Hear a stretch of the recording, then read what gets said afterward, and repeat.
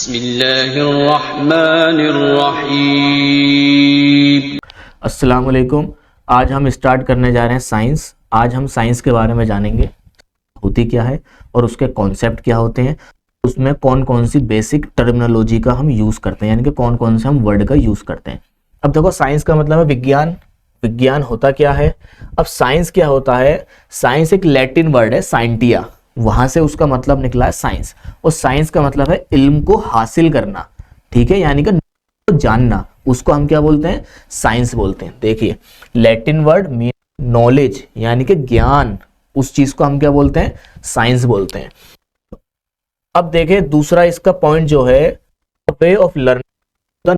Natural मतलब कुदरती, प्राकृतिक, कुदरत यानी कि जो कुदरत का जो वो है, हमारी दुनिया है, उसके बारे में हमें जानना, वो क्या है? हमारा साइंस। एक नेचुरल वर्ल्ड के बारे में इल्म हासिल करते हैं, वही क्या है? हमारी साइंस है।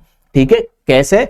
ऑब्जर्वेशन और लॉजिकल रीजनिंग को देखते हुए, यानी कि जो सामने क्या है, ये मेथड हुआ कैसे, ये आपका जो प्रोसेस है ये कैसे हुआ, उसके बारे में हम नॉलेज जानते हैं, उसी को हम क्या बोलते हैं? साइंस बोलते हैं। अब देखिए, साइंस के अंदर क्या है? एक ये हेडिंग है, कॉन्सेप्ट ऑफ साइंस। अब कॉन्सेप्ट ऑफ साइंस के अंदर क्या है? कुछ सब हेड, जैसे हो गया ब्रांचेस ऑफ साइंस। अब साइंस अकेली तो साइंस नहीं है, साइंस की ब्रांचेस, साइंस की क्या है? एक बहुत सारी उसका अंदर साइंस है। यानी कि पहला हम देख लें बायोलॉजी। ब्रांचेस ऑफ साइंस के अंदर क्या आ गया? बायोलॉजी। अब बायोलॉजी क्या है? ये भी एक साइंस है। अब ये किसके बारे में साइंस है? आपका बायो मतलब क्या है? बायो मतलब हो गया आपका जितने भी जीव जंतु होते हैं, और लॉजी मतलब क्या हो गया? अर्थ। तो बायोलॉजी का मतलब ये है जितने भी इंसान हैं या जितने भी जीव जंतु हैं उनके बारे में जानना, उस चीज को हम क्या बोलते हैं? बायोलॉजी। अब दूसरी इसकी ब्रांचेस क्या है? केमिस्ट्री। अब केमिस्ट्री भी साइंस है। अब केमिस्ट्री के अंदर हमें क्या पढ़ना होता है? केमिस्ट्री के अंदर में हमें सारे केमिकल्स के बारे में पढ़ना होता है, सारी रिएक्शंस के बारे में पढ़ना होता है, कैसे रिएक्शन होती है, कैसे केमिकल प्रोसेस होता है, केमिस्ट्री के अंदर पढ़ते हैं। और केमिस्ट्री भी क्या है? साइंस है। अब हम तीसरे नंबर पे है हमारा फिजिक्स। अब फिजिक्स भी क्या है? फिजिक्स भी एक साइंस है। फिजिक्स के अंदर में हमें सारे मेथड्स पढ़ने पड़ते हैं, सारे रूल्स पढ़ने पड़ते हैं, एक प्रोसेस जो होता है नेचुरल, उसके बारे में जानने के लिए हमें किसकी जरूरत पड़ती है? फिजिक्स की जरूरत पड़ती है। अब हमारा आता है जियोलॉजी। जियो का मतलब क्या है? अर्थ। और लॉजी का मतलब क्या होता है? स्टडी, यानी कि अर्थ की स्टडी, यानी कि पृथ्वी की स्टडी, यानी कि अर्थ की स्टडी करने को हम क्या बोलते हैं? जियोलॉजी। ठीक है, अब ये भी क्या है? जियोलॉजी, ये भी साइंस है। जियोलॉजी के बाद हमारा आता है एस्ट्रोनॉमी। अब एस्ट्रोनॉमी के अंदर हमें क्या करना होता है? एस्ट्रोनॉमी जैसे मून हो गया, सन हो गया, हमारे प्लेनेट हो गए, उनके बारे में स्टडी को ज्ञान लेना है, यानी कि उसके बारे में हमें जानना, ये भी क्या है? साइंस है। तो ये हो गया हमारा एस्ट्रोनॉमी के अंदर। अब हमारा जो 7th है वो है हमारा study of living beings. Study of जो हम रह रहे हैं उसके बारे में क्या है? नॉलेज को एक्वायर करना, उसको बोलते हैं स्टडी ऑफ लिविंग बीइंग। अब ये ब्रांचेस है साइंस की। साइंस एक अकेली साइंस नहीं है, साइंस का अंदर भी बहुत सारे टॉपिक्स हैं, वो भी क्या है? एक साइंस के पार्ट है। अब हमारी ब्रांचेस ऑफ साइंस क्या हो जाती है? कंप्लीट हो जाती है। अब हम देखते हैं अपना नेक्स्ट टॉपिक क्या है। अब इसके कुछ मेथड होते हैं, साइंस की नॉलेज के क्या होते हैं? कुछ मेथड होते हैं। ठीक है, अब साइंस की नॉलेज के जो मेथड है, मेथड है हमारा ऑब्जर्वेशन।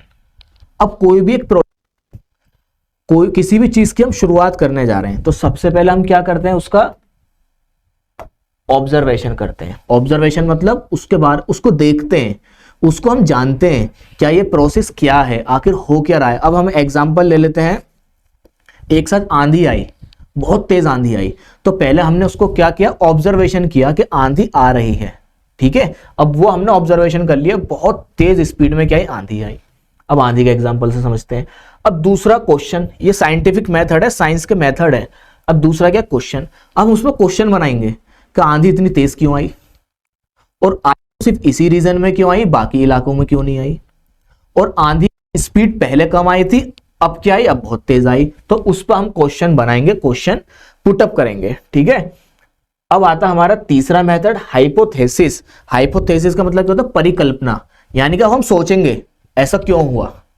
ऐसा क्यों हुआ और आखिर ऐसा हो भी क्या और हो सकता था, तो वो सारी चीजें किसके अंदर आएंगी, हाइपोथेसिस के अंदर।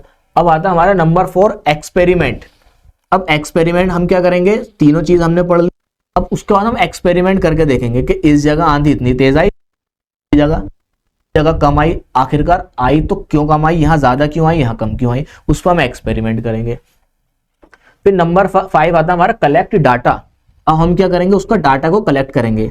अब एग्जांपल तौर पर आई 150 स्पीड आई, ठीक है, 150 की स्पीड से क्या आई, आंधी आई। अब हम ले लेते यूपी में आई 100, तो हमने उसका क्या किया, डाटा कलेक्ट कर लिया, किस दिन आई किस दिन नहीं आई, उसका हमने डाटा क्या कर लिया, एक साइंटिफिक मेथड के अंदर हमने कलेक्ट कर लिया।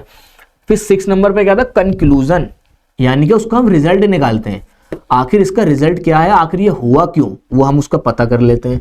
फिर कंक्लूजन के बाद हमारा आता है कम्युनिकेशन, फिर हम इस चीज पे क्या करते हैं, बात करते हैं, फिर हम इस चीज को लोगों को बताते हैं कि आंधी यहाँ इस वजह से आई क्योंकि यहाँ का टेम्परेचर बहुत हाई हो गया था, यहाँ पे ह्यूमिडिटी बढ़ गई थी, इस वजह से यहाँ बहुत तेज आंधी आई, इस वजह से यहाँ इसलिए नहीं आई क्योंकि वहाँ का टेम्परेचर नॉर्मल था। इन सारे मेथड को हम बोलते हैं साइंटिफिक मेथड। यही क्या है, साइंस का मेथड है। अगर किसी भी चीज के बारे में अगर हमें नॉलेज लेनी है तो ये 7 तरीकों से हमें नॉलेज लेनी पड़ती है।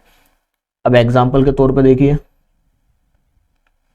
देखो सबसे पहले हमने क्या किया, दोबारा समझते हैं, ऑब्जर्वेशन किया, किसी भी प्रोजेक्ट को देखा आखिर है क्या, फिर क्वेश्चन पुटअप किया उस पर, ऐसा क्यों हुआ, फिर हाइपोथेसिस परिकल्पना की, अच्छा ऐसा हुआ तो फिर वैसा क्यों नहीं हुआ, फिर उसके बाद हम आता है एक्सपेरिमेंट, फिर हमने उस पर एक्सपेरिमेंट करके देखा, फिर हमने उसका डाटा को क्या किया, कलेक्ट किया कि इतने डाटा यहाँ इतना हुआ यहाँ इतना हुआ।